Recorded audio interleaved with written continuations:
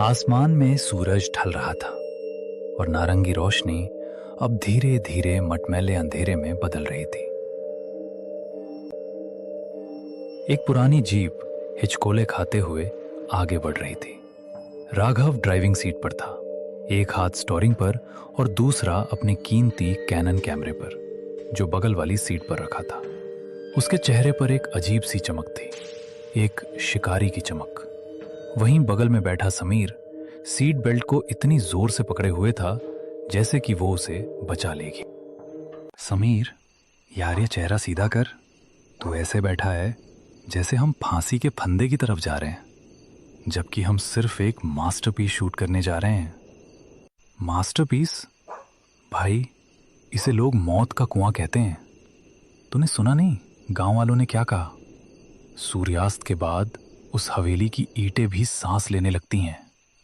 ईंटें सांस लेती हैं? वाह, यही तो मुझे कैप्चर करना है। सोच, अगर मैंने उस हलचल की एक भी फोटो खींच ली तो इंटरनेशनल फोटोग्राफी अवार्ड मेरी जेब में होगा। और तू बस डरता रहे। डर की बात नहीं है राघव, ये समझदारी है। हम बचपन से दोस्त हैं और तेरी इसी निडरता ने मुझे न जाने कितनी बार मुसीबत में डाला है। याद है वो स्कूल का पुराना स्टोर रूम? 3 दिन तक सस्पेंड हुए थे हम। और ये भी याद कर कि उस स्टोर रूम में हमें वो पुरानी फुटबॉल मिली थी जिससे हमने पूरा साल खेला। देख समीर, तू हमेशा से फट्टू रहा है, पर तू मेरा लकी चार्म भी है। तेरे बिना मेरी एडवेंचर ट्रिप अधूरी रहती है। दोनों की दोस्ती स्कूल के दिनों से थी। राघव हमेशा से साहसी था, जिसे खतरों से खेलने में मजा आता था, जबकि समीर एक सीधा साधा लड़का था जो किताबों और सुकून वाली जिंदगी को पसंद करता था। इस सफर पर आने की वजह भी राघव की जिद ही थी। राघव को एक नामी मैगजीन के लिए भारत की सबसे डरावनी जगह विषय पर फोटो सीरीज तैयार करनी थी। उसने समीर को यह कहकर मनाया था कि शहर की भीड़भाड़ से दूर एक छोटा सा रोड ट्रिप हो जाएगा। लेकिन समीर को क्या पता था कि राघव उसे शहर की सबसे बदनाम और शापित हवेली के गेट पर ले आएगा। गाड़ी के टायर सूखी पत्तियों और टहनियों को कुचलते हुए आगे बढ़ रहे थे। बाहर का अंधेरा इतना गाढ़ा था कि हेडलाइट की रोशनी भी जैसे उस काली दीवार से टकराकर वापस आ रही थी। गाड़ी के अंदर एक अजीब सी सड़ांध भरने लगी थी, जैसे पुरानी गीली लकड़ी और गंधक सल्फर का मिश्रण।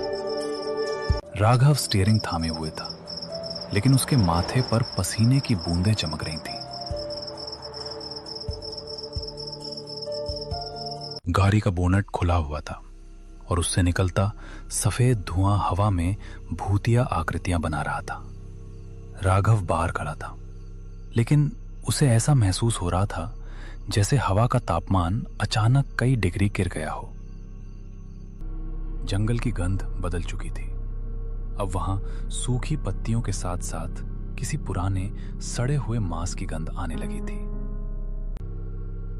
समीर, बाहर आ यार, अकेले बोनट नहीं संभल रहा। टॉर्च पकड़, मुझे वायर चेक करने हैं। भाई, मैं अंदर से टॉर्च दिखा रहा हूं ना। बाहर बहुत अजीब लग रहा है। अबे फट्टू, बाहर आएगा तो ही तो कुछ दिखेगा, जल्दी आ। समीर कांपते हुए पैर बाहर रखता है। जैसे ही उसके जूते जमीन पर पड़े, उसे लगा जैसे जमीन के नीचे से कोई हलचल हुई हो। उसने अपनी टॉर्च चारों तरफ घुमाई।